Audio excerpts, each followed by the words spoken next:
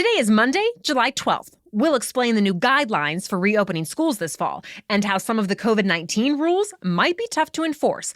Also, another extreme heat wave is fueling big wildfires out west, and this week's forecast could make matters even worse.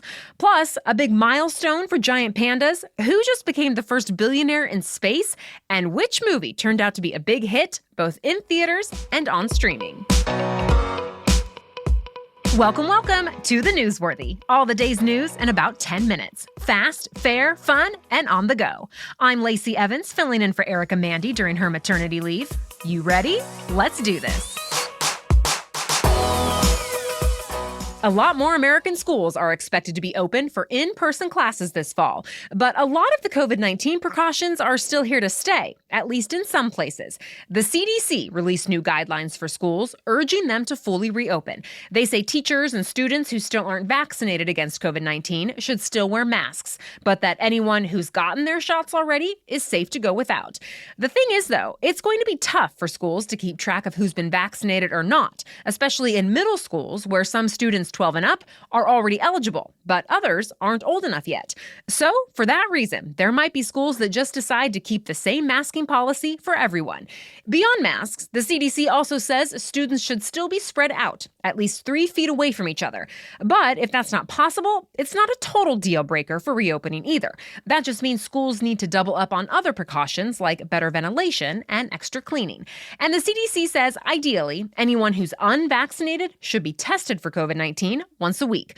All this said, the CDC doesn't set the rules, it just gives recommendations. It's mostly up to each individual school district to decide what works best for them. And the CDC says now districts should be watching for any increases in COVID-19 in their areas and use that information to decide how to best keep kids and employees safe. Speaking of current outbreaks, the good news is COVID-19 death rates here in the U.S. are as low as they've been since the very early days of the pandemic. But new cases are rising in most of the country. 42 states saw an increase in new infections in the last 2 weeks. The biggest increases are places like Missouri, Arkansas, and Florida. Hospitalizations are going up in those states too. But health officials say even those cases and hospitalizations are almost entirely made up of people who haven't gotten their shots. Nationally, about 48% of the American population is now fully vaccinated. The White House says it's trying to crack down on monopolies throughout the U.S. economy. President Biden's latest executive order includes more than 70 actions and recommendations that involve more than a dozen federal agencies. For example, it calls on the Federal Trade Commission to challenge prior bad mergers. It also asks the FTC to ban or at least limit non-compete agreements and occupational licensing restrictions so employees can more easily go from one company to another. When it comes to health care, it calls on the Health and Human Services Department to come up with a plan to bring down high prescription drug prices.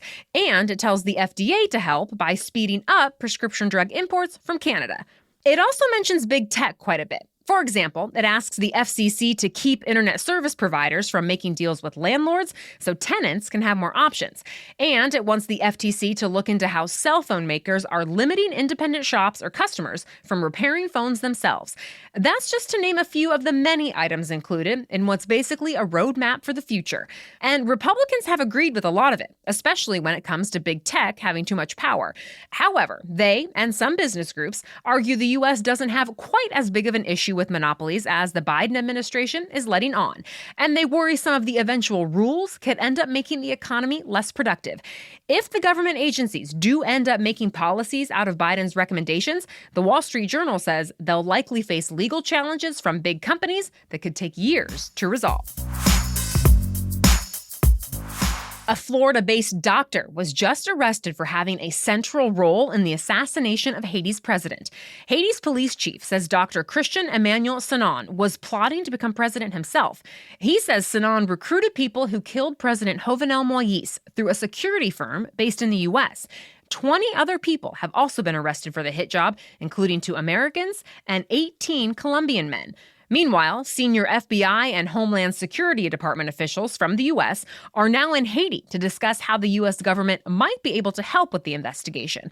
But the U.S. denied Haiti's request for military assistance to help secure the streets. Over the weekend, some Haitian gang leaders threatened to take power now that the country has no clear leader. And they said they wouldn't hesitate to get violent. The UN says thousands of Haitians have already fled their homes. Stay tuned. Several states in the western U.S. are still baking in triple-digit temperatures, and it's making it hard for firefighters to get control over more than 50 wildfires burning right now. The largest wildfire of the year so far in California is raging near the border with Nevada. Officials say lightning sparked it north of Lake Tahoe, and it's grown to about 135 square miles. In Oregon, an even larger fire is racing through the Fremont-Wainema National Forest. That one disrupted service on power lines that sent electricity into California. So again, people in the Golden State are being asked to conserve power as much as possible. Other fires are burning in Washington, Idaho, Arizona, Montana, and more. The weather isn't expected to help much either. Temperatures are still especially high for this time of year. Notoriously hot Death Valley, California, actually got up to 130 degrees on Friday, just 4 degrees shy of a world record. And Vegas tied its all-time record when it got up to 117 degrees over the weekend. Tens of millions of Americans are still under heat advisories in what's now the third heat wave to hit the same region so far this summer. Much more news in a moment, but first, your main host, Erica Mandy, is here to talk about our sponsor, Ritual. Of course, I hope this podcast is part of your daily routine, but I have another recommendation for you to add to your everyday as well, and that is Ritual vitamins. I take them every morning without fail, and I love that I can change which Ritual vitamin I take based on the life stage I'm in at the time. So I started with Ritual's multivitamin for women, then I switched to their prenatal vitamin once I got pregnant, and now I'm taking the postnatal. In fact, Ritual is available for women, men, and teens. Each one is scientifically developed to help support different people and different life stages. The best part? You will never find sugars, GMOs, major allergens, synthetic fillers, or artificial colorants in Ritual's products. Ritual has a one-of-a-kind visible supply chain, so you always know what nutrients you're taking and where they came from. Get key nutrients without the BS. And Ritual is offering the Newsworthy listeners 10% off during your first 3 months. Just visit ritual.com/newsworthy to start your Ritual today. If you don't love Ritual within your first month, they'll refund your first order. Again, go to ritual.com/newsworthy for 10% off during your first 3 months. It looks like decades of conservation efforts have paid off. China took giant pandas off its list of endangered species.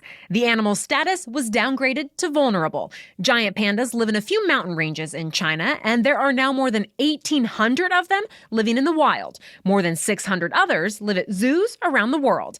A separate international group moved giant pandas off the endangered list 5 years ago. Chinese officials disagreed with the decision at the time, but now they say habitats have expanded and bamboo forests have grown, giving pandas enough to eat so they can survive and even thrive. Space tourism is one step closer to reality now that Virgin Galactic has completed its first fully crewed test flight. Company founder Richard Branson was on board this weekend's flight, along with 5 crewmates. The space plane, named Unity, reached more than 53 miles above Earth. Branson and the others experienced a few minutes of weightlessness. Then, Unity started coming back down. It landed safely back on the runway. The entire trip took about an hour. But over the weekend, Virgin Galactic opened a sweepstakes for 2 free tickets on the space plane. The winner will be announced in late September. TikTok will start removing certain videos automatically if they break the rules. Until now, TikTok employees have been reviewing questionable content before deciding whether to take it off the platform. But going forward, a machine will do some of this work. TikTok says its technology will recognize and remove videos that show nudity, sex, violence, illegal activities, and other graphic content. But if someone feels their video has been removed by mistake, they can file an appeal. TikTok says this automation will free up its employees to focus on moderating hate speech, bullying, and false information. The latest Marvel superhero movie crushed it at both the box office and on streaming over the weekend. Black Widow, starring Scarlett Johansson, was released both in theaters and on Disney Plus on the same day.